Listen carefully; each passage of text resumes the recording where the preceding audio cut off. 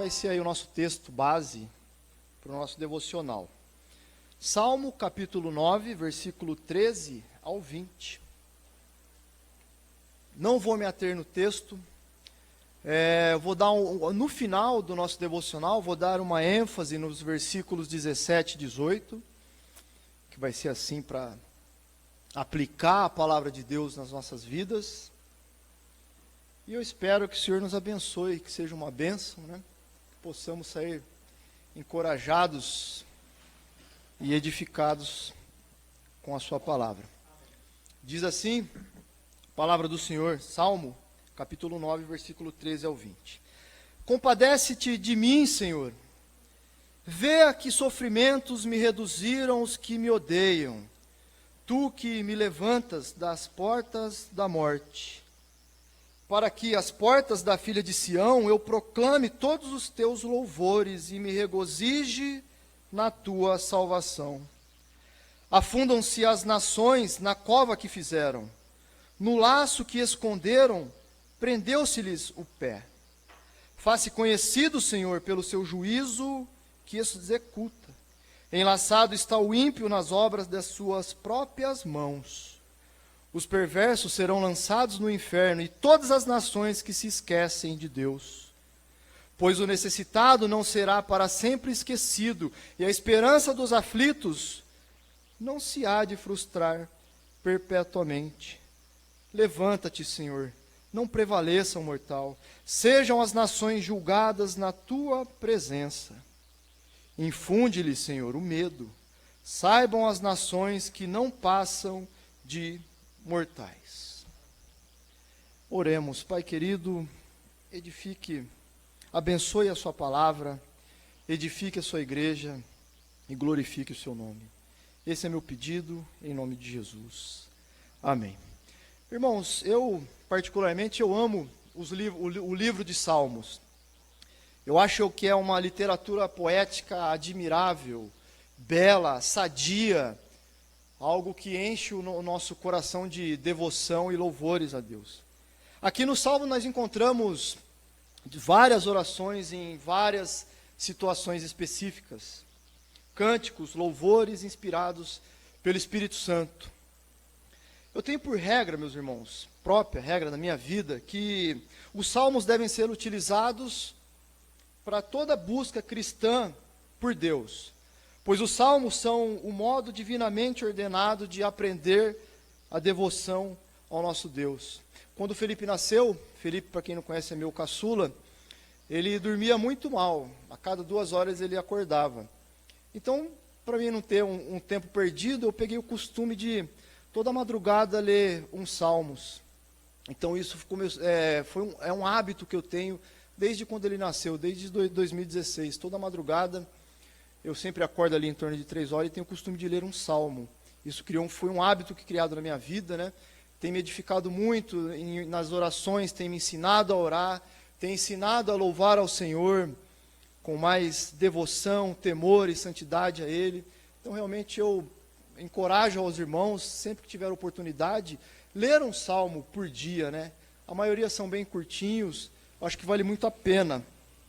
Mas o que chama mais a minha atenção no livro de Salmo é a sinceridade com que ele trata a nossa humanidade. A maneira como ele nos mostra, como ele retrata o ser humano. Na pessoa de Davi, na pessoa de Moisés, enfim, de todos os salmistas, né, que tiveram a sua contribuição no livro de Salmos. Toda vez que eu leio o Salmo, eu me sinto como assim, uma ilustração, como um cardiologista, analisando o resultado de um eletrocardiograma, de uma ecografia do meu coração. Pois ali, quando eu leio o Salmo, eu consigo enxergar todas as facetas do meu coração. As minhas alegrias, as minhas frustrações, tristezas, regozijo. O Salmo mostra com muita clareza a complexidade do ser humano. Como nós, seres humanos, somos seres complexos. Então você vai no Salmo, algumas vezes você vai enxergar o salmista com raiva, outras vezes ele extremamente alegre, outras vezes ele com inveja, outras vezes ele cobrando, aborrecido com Deus. Algumas vezes, por exemplo, no Salmo 88, você vai ver um salmista sem esperança nenhuma. Esse é o nosso retrato. Esses somos nós, né? Criaturas complexas. Se você não acha que você é uma pessoa difícil, olha, está de parabéns. Eu me acho uma pessoa difícil. Todos aqui eu acredito que se acham pessoas difíceis, né? De lidar. Então acho que o Salmo ele mostra isso. Os Salmos expressam toda uma gama de sentimentos humanos, desde uma depressão sombria até uma alegria exuberante.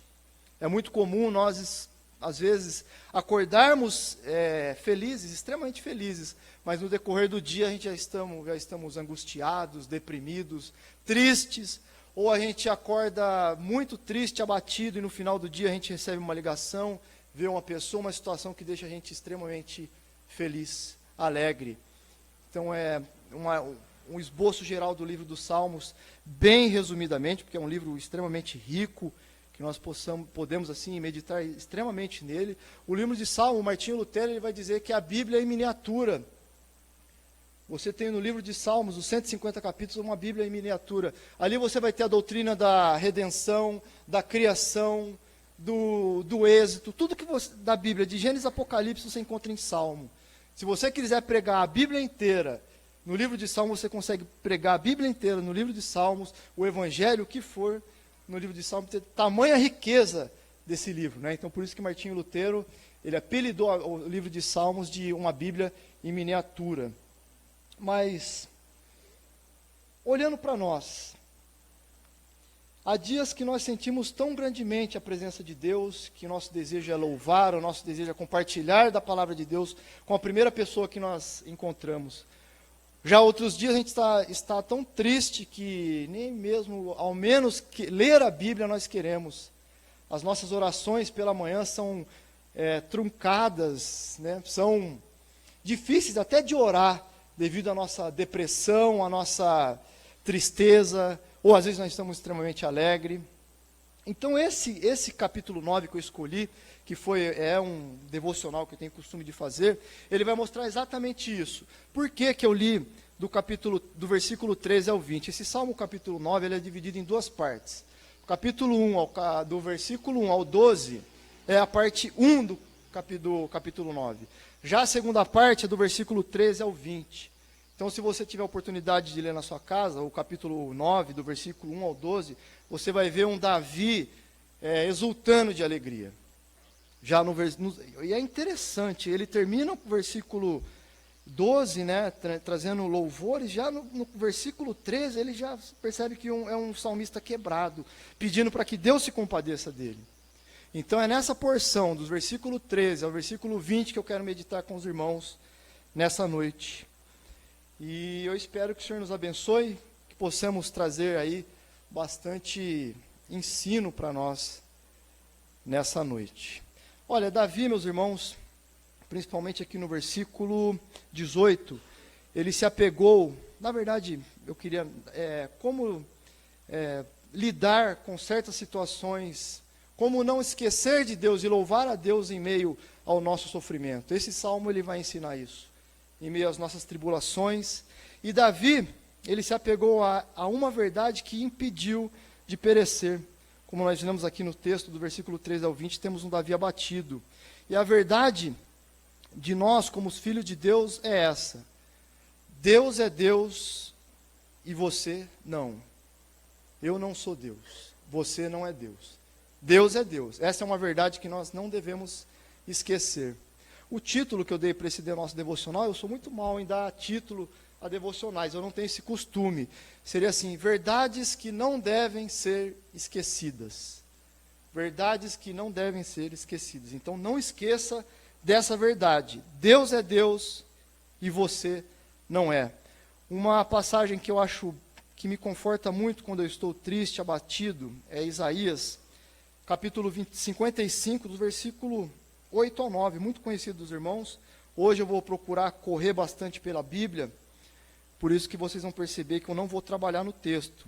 Então diz assim a palavra do Senhor, lá em Isaías, capítulo 55, versículo do 8 ao 9. Diz assim: porque os meus pensamentos não são os vossos pensamentos, nem os vossos caminhos os meus caminhos, diz o Senhor.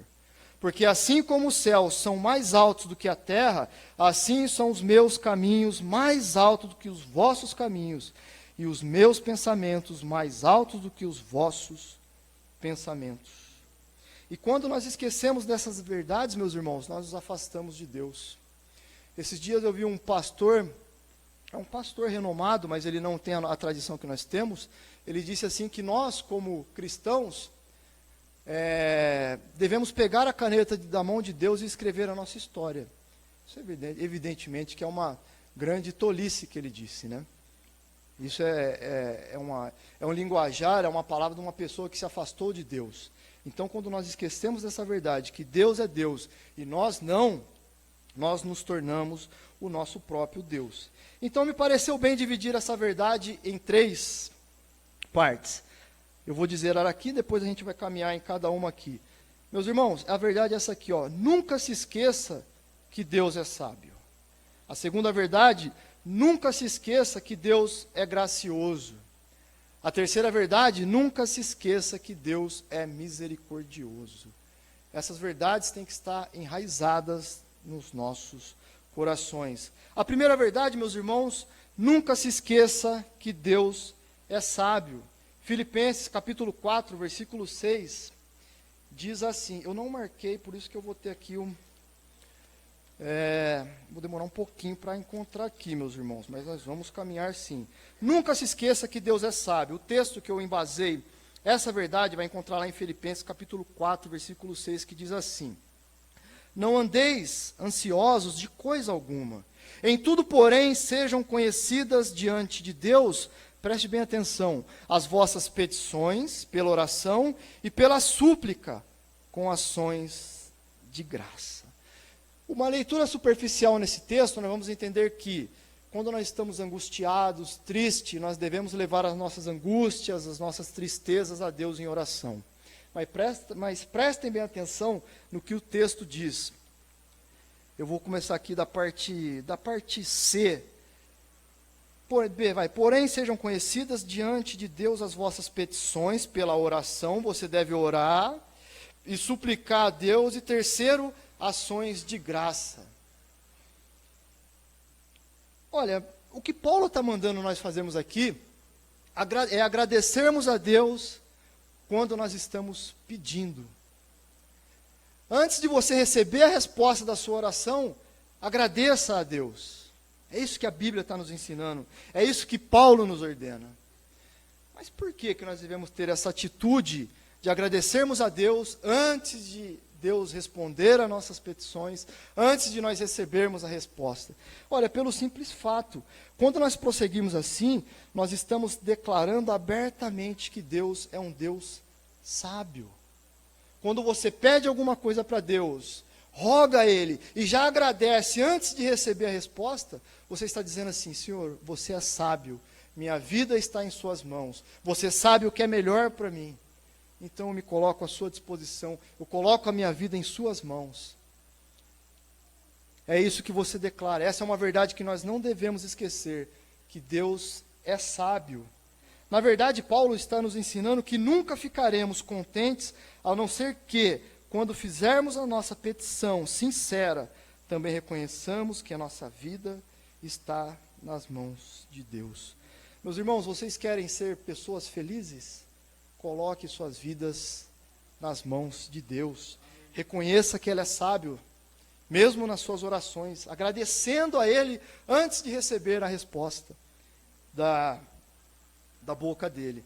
Eu tenho aqui, meus irmãos, uma implicação, cada parte desse devocional tem uma implicação prática dessa verdade. E a primeira implicação, quando você se esquece que Deus é sábio, você se torna uma pessoa preocupada. Quando me esqueço que Deus é sábio, eu me preocupo. Quando você não coloca a sua vida nas mãos de Deus, você é uma pessoa ansiosa, você é uma pessoa preocupada. Então isso implica o quê? Que nós não devemos esquecer dessas verdades. A verdade número 2, meus irmãos, diz assim, nunca se esqueça que Deus é gracioso. O texto, vamos lá para Isaías, capítulo 1, versículo 1 ao 6. Eu acredito, é um texto pesado, mas essa é uma verdade que tem que ser dita. Diz assim, Isaías, capítulo 1, versículo do 1 ao 6. Se os irmãos estiverem acompanhando, eu espero, senão eu vou tocando a bola aqui. Isaías 1, do 1 ao 6. Diz assim a palavra do Senhor. Visão de Isaías, filho de Amós, que ele teve a respeito de Judá e Jerusalém, nos dias de Uzias, Jotão, Acás, Ezequias, reis de Judá. Ouvi, ó céus, e dá ouvidos, ó terra, porque o Senhor é quem fala. Criei filhos e os engrandeci, mas eles não estão revoltados contra mim. O boi conhece o seu possuidor, e o jumento o dono da manjedoura, mas Israel não tem conhecimento. O meu povo não me entende. Ai dessa nação pecaminosa, povo carregado de iniquidade, raça de malignos, filhos corruptores, abandonaram o Senhor, blasfemaram o Santo de Israel, voltaram para trás. Por que haveis de ainda ser feridos, visto que continuais em rebeldia? Toda a carne e toda a cabeça está doente e o coração enfermo. Desde a planta do pé até a cabeça não há nele coisa sã, senão feridas, contusões e chagas inflamadas, umas e outras não espremidas, nem atadas, nem amolecidas com óleo. Na minha opinião, evidentemente que temos mais passagens, essa passagem ela ilustra com muita precisão a humanidade caída. Ilustra com muita precisão o homem que não foi lavado pelo sangue de Cristo. Se um dia nós, como cristãos, não nos reconhecemos assim, como Deus de lá de cima vê o seu povo, o Evangelho de forma alguma foi uma boa notícia para nós. Se o Evangelho é uma boa notícia, isso implica que existe uma má notícia. A má notícia é essa, é que você é isso, é que essa descrição, né, que Deus deu aqui do povo dele, somos nós. Então não há motivo de nós sermos pessoas soberbas, já aplicando essa passagem. E é esse tipo de pessoa que Deus resgata e que Deus perdoa. Quando nós falamos, meus irmãos, de um Deus gracioso, não falamos apenas de um Deus que concede ao pecador um favor imerecido. É muito comum, se você perguntar a um crente hoje em dia, a um irmão, o que é graça, ele vai responder que graça é um favor imerecido que Deus dá ao homem. Mas eu gostaria de complementar essa definição de graça. Graça é um favor imerecido que Deus dá a um homem indigno. Indigno. O homem tem que reconhecer a sua miséria e a sua indignidade. Aqueles a quem Deus concede a sua graça não são apenas indignos e sem esperança, mas são rebeldes, hostis, que estão contra Deus, possuem um coração mau e uma péssima lista de obras. Para quem, eu acredito que, lógico, evidentemente, todos evangelizam, vê a dificuldade que é evangelizar uma pessoa, a dificuldade de mostrar a beleza de Cristo àqueles que estão cegos espiritualmente. As pessoas não querem Deus, as pessoas não querem saber Deus.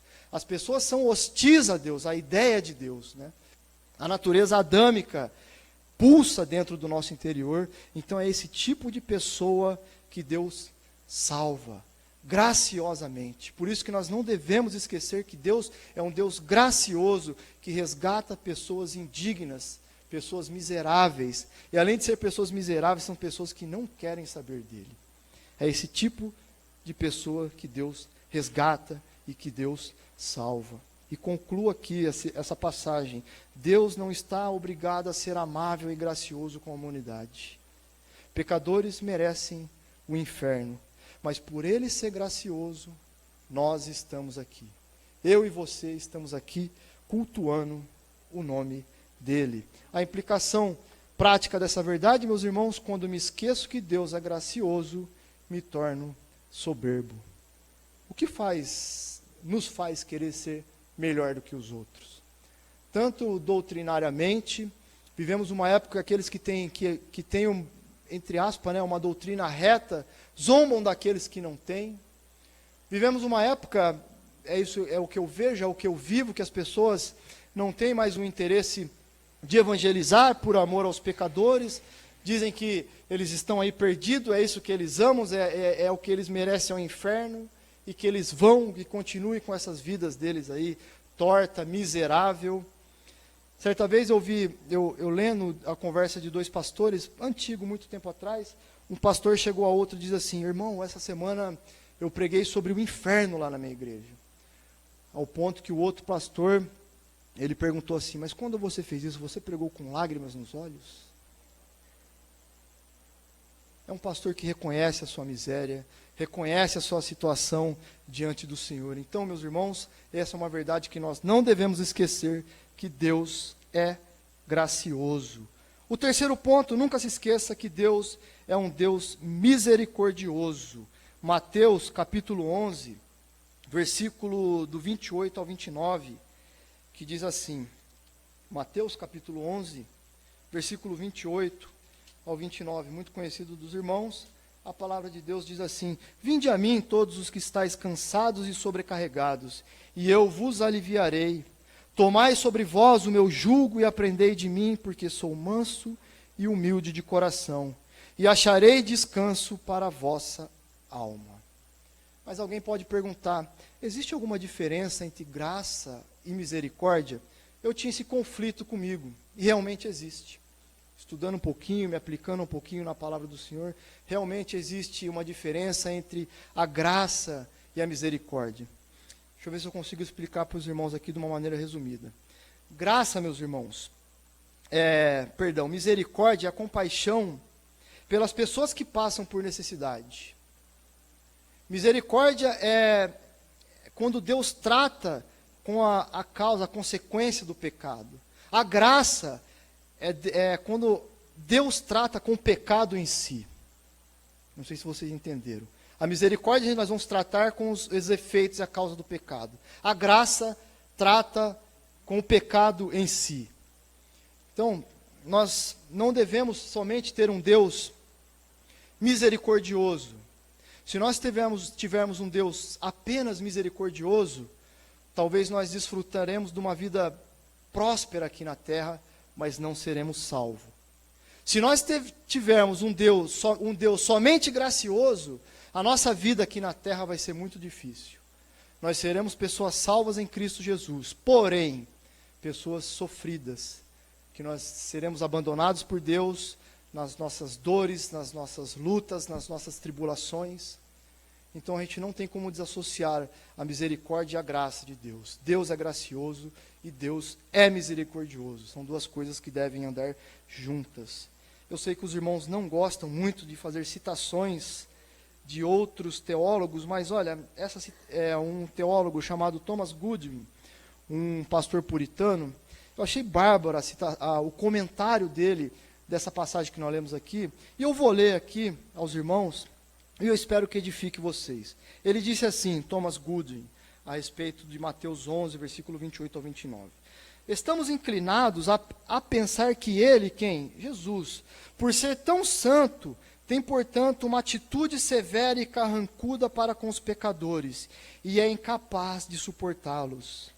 A resposta disso, meus irmãos, é um enorme não. Cristo diz, sou manso, a amabilidade faz parte da minha natureza e temperamento. Sim, mas poderíamos pensar que sendo ele, o Filho de Deus e herdeiro do céu, em especial estando agora cheio de glória e sentado à direita de Deus, talvez despreze a nossa condição humilde aqui embaixo.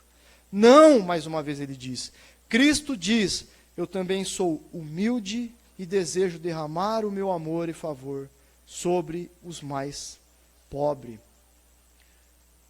Algumas pessoas dizem que porque Deus está exaltado, está à direita, à destra do Pai, Deus já não é um Deus compassivo e misericordioso como ele era quando ele estava encarnado aqui na terra. Por ele ser um Deus tão santo, um Deus maravilhoso, exaltado, ele não se compadece mais do seu povo aqui. Isso é uma mentira. O Deus entronizado, o Deus exaltado, é o mesmo Deus imutável, né? Que pisou aqui na terra, Deus encarnado. Estudando um pouquinho a doutrina de Deus, Deus é um ser atemporal, ele está fora do tempo. Então, eu gostei muito de uma definição que diz assim, a crucificação e o tempo que Cristo andou aqui na terra, para Deus é como se fosse ontem. Para nós é 2018 anos atrás, mas para Deus é como se fosse ontem. Então, a gente alia a imutabilidade de Deus, que Deus não muda, mas dele ser um ser atemporal, fora do tempo, então nós encontramos o mesmo Cristo que se compadeceu da mulher samaritana, do centurião, do cego, da mulher curvada. é o mesmo Cristo que se compadeceu dessas pessoas, é o Cristo que se compadece de nós hoje. É Ele que alivia as nossas dores e é o nosso socorro no tempo de angústia. E a implicação, meus irmãos, prática dessa verdade, quando nos esquecemos que Deus é misericordioso, nos tornamos pessoas ressentidas. Quando você não perdoa, quando você não se compadece das fraquezas do seu irmão, entende que esse irmão erra, que ele é um pecador, que muitas vezes ele aborrece você, ele entristece você, não porque ele quer, talvez por alguma fraqueza, por alguma deficiência ali, no momento que ele não soube dar com o assunto. Nós devemos sim vestir a roupa de cada um, se colocar no lugar dos outros, sermos pessoas compassivas, e sim, pessoas misericordiosas, e dessa forma o ressentimento vai partir para bem longe de nós. Felizes são os que tratam os outros com misericórdia. E agora aqui no Salmos, capítulo 9, eu quero encerrar com os irmãos no versículo 17, versículo 18, Salmo capítulo 9, nos versículos 17 e 18, que diz assim: os perversos serão lançados no inferno, e todas as nações que se esquecem de Deus. E essa é uma verdade. Quando nos esquecemos das verdades sobre Deus, nos esquecemos de Deus. Versículo 18. Eu gostaria que os irmãos prestassem bem atenção nesses versículos, para que fique guardado no nosso coração. Versículo 18 diz assim: pois o necessitado não será para sempre esquecido, e a esperança dos aflitos não se há de frustrar perpetuamente. E a verdade é essa: quando nós não nos esquecemos dessas verdades, não somos esquecidos por Deus. A regra é essa: se você esquece dessas verdades bíblicas, você é esquecido de Deus. Você acaba se esquecendo de Deus. E quando você não se esquece dessas verdades, que Deus é sábio, gracioso e misericordioso, Deus não se esquece de você. Uma aplicação bem prática do Evangelho em nossas vidas, e eu encerro o nosso devocional. A Bíblia, meus irmãos, vai ensinar que existiu um homem que nunca, de forma alguma, se esqueceu que Deus era gracioso. Ele nunca se esqueceu que Deus era misericordioso e sábio. Esse homem nunca foi um homem ressentido, nunca foi um homem soberbo, ansioso e preocupado.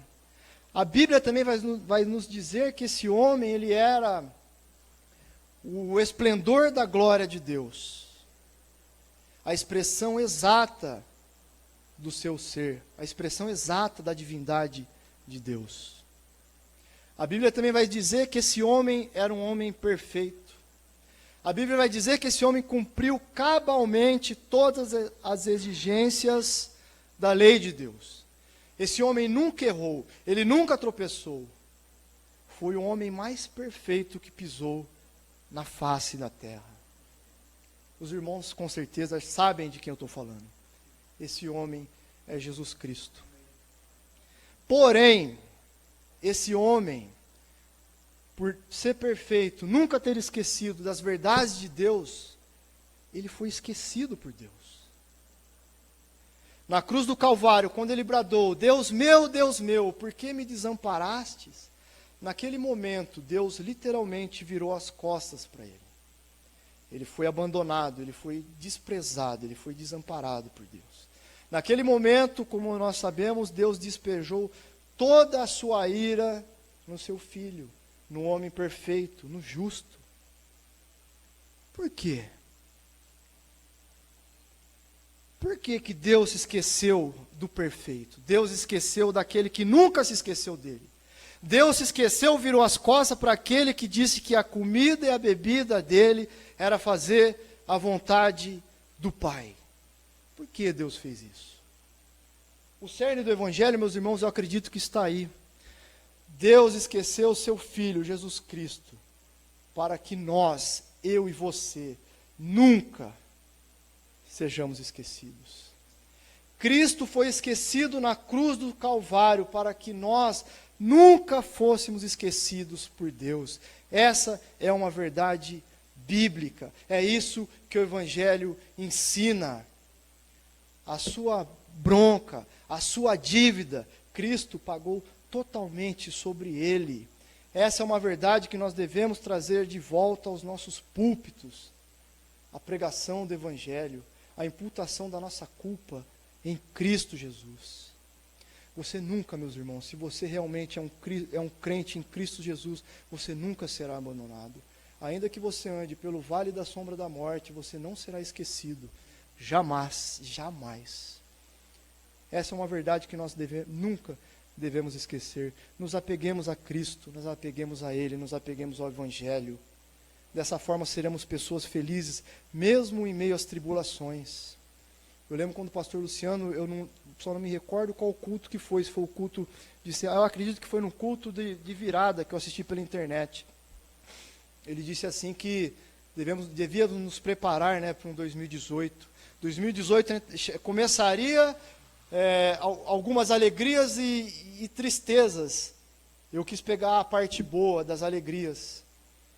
Mas o ano para mim começou difícil, com muitas lutas, né? E lutas, até hoje as lutas não cessaram. Para mim foi um ano, está sendo um começo de ano difícil. Dizer aos irmãos que eu não fiquei ansioso, que eu não esqueci dessas verdades, esqueci. Lógico que eu esqueci que Deus é sábio, eu sou carne, eu sou falho. Quando o Felipe ficou ruim, olha, eu não fiquei preocupado, eu fiquei angustiado, vendo meu filho perecendo daquela maneira. Ele pegou um rotavírus que quase acabou aí com a vidinha dele. Meu filho perdeu 1 quilo por dia. Então eu fiquei angustiado. Mas quando eu lembrei dessas verdades, que Deus é sábio, que tudo está nas mãos dele, olha, foi como parece que um bálsamo foi derramado no meu coração. Eu tive paz no meu coração, tranquilidade para enfrentar a situação. E graças a Deus, o nome do Senhor foi louvado, né? As lutas estão cessando, as guerras, e Deus é bondoso. Se apegue nessa verdade, meus irmãos. Nunca se esqueça que Ele é sábio, que Ele é um Deus gracioso, que Ele é um Deus misericordioso. Que essa palavra possa encontrar guarida nos nossos corações, que lembremos que Cristo tomou as nossas dores, os nossos pecados, que Ele foi desamparado, que Ele foi esquecido, que era para que nós jamais sermos esquecidos. Amém, meus irmãos? Muito obrigado pela atenção. Pastor Luciano, obrigado pela oportunidade.